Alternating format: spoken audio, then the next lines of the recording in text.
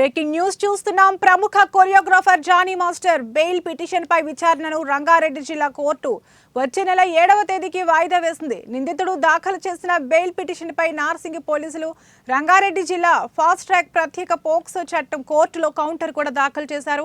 Johnny master కు bail ఇస్తే సాక్షులను ప్రభావితం చేసే అవకాశం ఉందని కౌంటర్లో పోలీసులు పేర్కొన్నారు.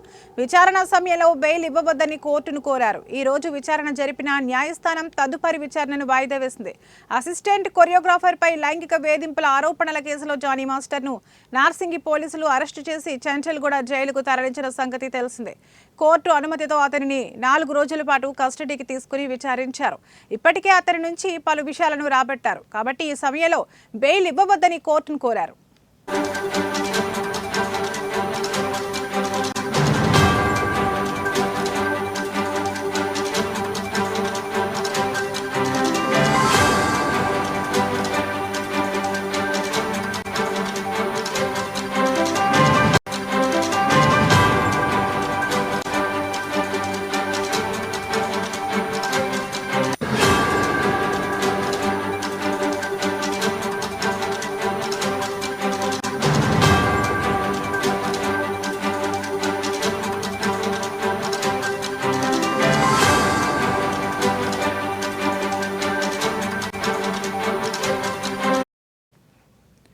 ప్రముఖ choreographer Jani master bail petition పై విచారణను రంగారెడ్డి జిల్లా కోర్టు వచ్చే నెల 7వ తేదీకి వాయిదా వేసింది.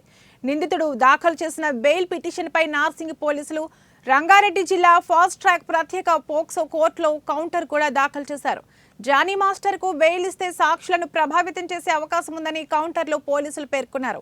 విచారణ సమయంలో బెయిల్ ఇవ్వవద్దని కోర్టును కోరారు. ఈ రోజు విచారణ జరిపిన న్యాయస్థానం తదుపరి విచారణను వాయిదా వేసింది.